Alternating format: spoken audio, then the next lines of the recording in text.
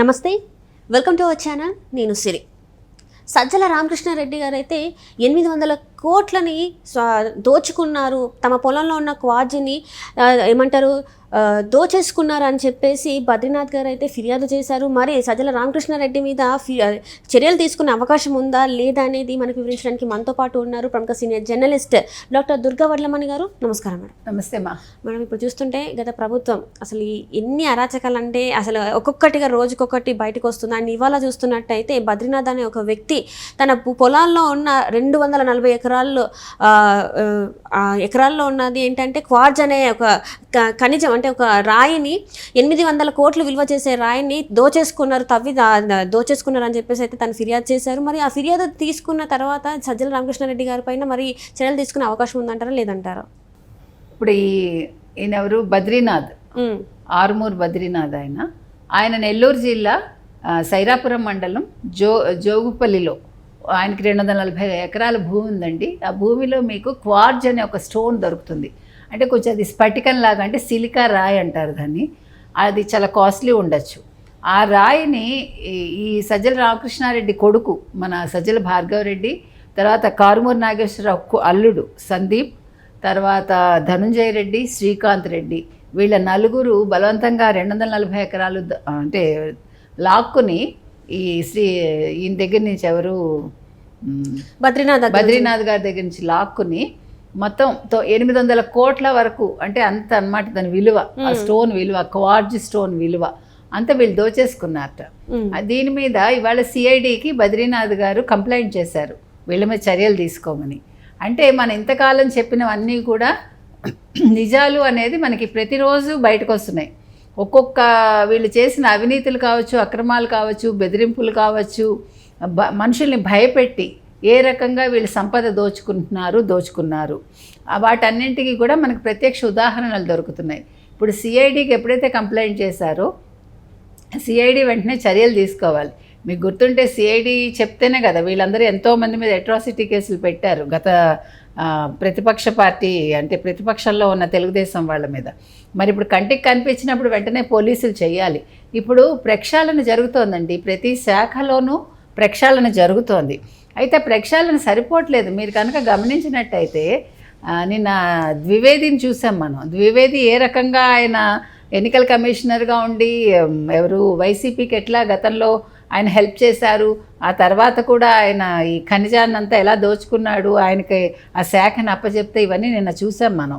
కాబట్టి ఒక్కొక్క శాఖలో ఇప్పుడు సిఐడి శాఖలో కూడా అందరూ సరిగా ఉన్నారా, లేదు ఇంకా వైసీపీకి వాళ్ళు ఏమైనా సపోర్ట్ చేస్తున్నారా, ఇవన్నీ ప్రస్తుత ప్రభుత్వం అంటే అధికారంలో ఉన్న తెలుగుదేశం కూటమి దృష్టి పెట్టాలండి.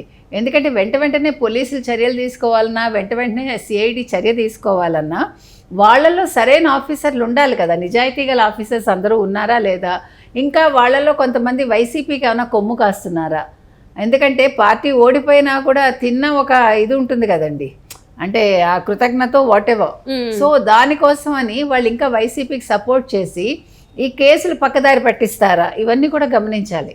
ఎందుకు చెప్తున్నామంటే ఈ విషయమే చాలా క్రూషియల్.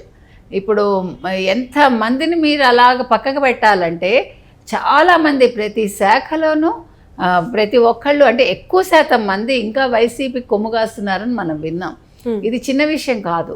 ఎందుకంటే తిన్న కృతజ్ఞత వాళ్ళని తొందరగా వదలదు. తప్పు చేయటం చాలా ఈజీ కదండి, సరైన మార్గంలోకి రావడానికే ఎవరికైనా సమయం పడుతుంది. కాబట్టి వీళ్ళు ఒక్క రోజులో ఏం మారిపోరు, లేకపోతే వీళ్ళేమి మేము మారిపోయామని మెళ్ళో ఒక ఇది కట్టుకుని తిరగరు కదా. కాబట్టి ఈ విషయం మీద ముందు గవర్నమెంట్ దృష్టి పెట్టాలండి. తర్వాత ఇప్పుడు ఈ క్వార్జ్ స్టోన్ ఏదైతే వీళ్ళు దోచుకున్నారో 800 కోట్లు, అది వాళ్ళ దగ్గర నుంచి వీళ్ళు కక్కించాలి. అదంతా కూడా ఆ సొమ్మంతా కక్కించి ఇప్పుడు ఈ బద్రీనాథ్ గారికి అప్పచెప్పాలి. ఎందుకంటే వీళ్ళందరూ కూడా ఎట్లా అంటేనండి, ఒక టెండర్ పిలిచాక టెండర్లో తెచ్చుకుంటారు, లేదు వాళ్ళ సొంత భూమి కావచ్చు, అది వాళ్ళు కొనుక్కున్న భూమి కావచ్చు, దాని మీద వీళ్ళ హక్కు ఏంటండి? మీకు గుర్తుందా మన పెద్దిరెడ్డి ఏం చేశారు, తిరుపతి నాని, ఆ నాని గారి మీద ఎందుకు అంత దాడి చేశారు?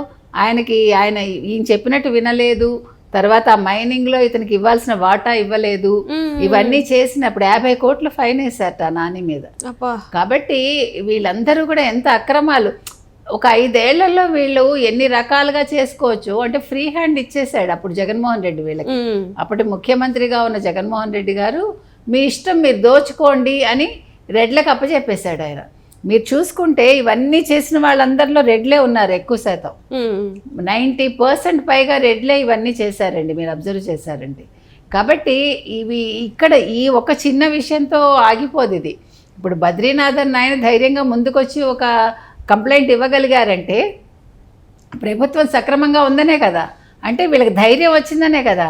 ఇప్పుడు వచ్చి వీళ్ళు ఎన్నో తారీఖున వచ్చారు, 12 నుంచి ఇవాళ ఎంతండి, ఇంకా 25, అంటే 12 రోజుల్లో, లేకపోతే 4వ తారీఖు నుంచి ఒకవేళ తీసుకున్నా మీరు 4 గెలిచారు, కరెక్ట్గా 20 రోజులు వేసుకోండి, 21 రోజుల్లో వీళ్ళకి ఇంత ధైర్యం వచ్చిందంటే ఈ ప్రభుత్వం సక్రమంగా ఉంది, తెలుగుదేశం కూటమి సక్రమంగా పనిచేస్తోంది అని మనం చెప్పాలి.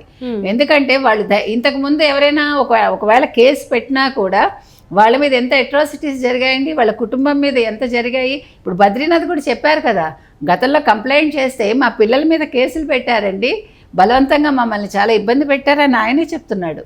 కాబట్టి ఇప్పుడు వాటిని దాటుకుని ఆయన బయటకు వచ్చి ఈరోజు మాట్లాడగలిగారంటే ఈ ప్రభుత్వంలో వీళ్ళకి స్వేచ్ఛ దొరికిందనమాట, వీళ్ళకి మాట్లాడే ధైర్యం వచ్చింది. వీళ్ళు ఒక పబ్లిక్లోకి వచ్చి మాకు ఈ అన్యాయం జరిగింది అని చెప్పుకోగలుగుతున్నారు. కాబట్టి ప్రజలు ఇది గుర్తించాలండి. ఈరోజు ప్రజలు ఈ విజయాన్ని అందించారు. సో రేపొద్దున మళ్ళీ ప్రజలు తప్పు చేయకూడదు 29లో. ఇప్పుడు ఇవన్నీ అనుభవించేసి మళ్ళీ మాకు ఒకవేళ జగన్మోహన్ రెడ్డి కావాలి అనుకుంటే అంతకంటే తెలివి తక్కువతనం ఇంకోటి ఉండదు. మళ్ళీ వాళ్ళు ఏదో చెప్తారు చూడండి, పెనం మించి జారి పొయ్యిలో పడ్డట్టని. నిన్నటి వరకు పెనం మీద ఉన్నారు వాళ్ళు, ఇప్పుడు ఊపిరి పీల్చుకుంటున్నారు, మళ్ళీ పొయ్యిలోకి వెళ్ళిపోతారు 29 తర్వాత. కాబట్టి ఇవన్నీ కూడా వాళ్ళు ఒక ఏమనాలి గుణపాఠంగా వాళ్ళు నేర్చుకుని, గుణపాఠంగా వాళ్ళు గుర్తుపెట్టుకుని వాళ్ళు మళ్ళీ తప్పిదాలు చేయకూడదు. ఇప్పుడు బద్రీనాథ్ గారికి అయితే న్యాయం జరగాలండి తప్పకుండా. సో ప్రభుత్వం ఆ దిశగా అడుగులేయాలి. సిఐడి వాళ్ళ పని వాళ్ళు చేస్తే తప్పకుండా బద్రీనాథ్కి న్యాయం జరుగుతుంది. అంటే ఇక్కడ ఒక బద్రీనాథే ధైర్యం చేసి, అంటే 2-3 ధైర్యం చేసి ఫిర్యాదు చేశారు, పోలీస్ కంప్లైంట్ చేశారు. వాళ్ళకి ఇక్కడ నష్టం అంటే ఎవరెవరు తమ భూముని లాక్కున్నారో ఇలా అని చెప్పేసి కొంతమంది మంత్రుల వాళ్ళ మీదనే వాళ్ళైతే ఫిర్యాదు చేశారు. ఇలా ఎంతమంది ఉన్నారు, ఇంకా బయటకు వచ్చే వాళ్ళు ఉన్నారంటారా, ఇంకా భయపడి ఆగిపోతున్నారంటారా? వస్తారండి, ఎవరు భయపడరు ఇప్పుడు. కాకపోతే ఏంటంటే లోకల్గా వాళ్ళకి ఏమైనా ఒత్తిళ్ళు ఉండొచ్చు, మనకు తెలియదు. అది కూడా వాళ్ళు అంటే ఆ ఊర్లో వాళ్ళు ఇవ్వలేకపోతే ముందు వచ్చి ఇక్కడ ఏమంటారు అమరావతికి వచ్చి ఏమైనా కంప్లైంట్ ఇవ్వటానికి ఉంటుందా. ఇప్పుడు ఎందుకంటే చాలా అందరూ తీసుకుంటున్నారు కదా, ఇప్పుడు ప్రజా దర్బార్ పెట్టి ఎవరు లోకేష్ గారు తీసుకుంటున్నారు, ఆ బాటలోనే మిగతా ఎమ్మెల్యేలు కూడా నడవాలని అనుకుంటున్నారు. ఎక్కడికక్కడ నియోజకవర్గాల్లోనే మేము ప్రజా దర్బార్ పెడితే బాగుంటుందని వాళ్ళు అనుకుంటున్నారు. సో అలా పెట్టినప్పుడు లేదా లోకల్ ఎమ్మెల్యేని కలిసో ఎంపీని కలిసో వీళ్ళ గ్రీవియన్సెస్ చెప్పుకుంటే సరిపోతుంది. అప్పుడు దానివల్ల ఏమవుతుందంటే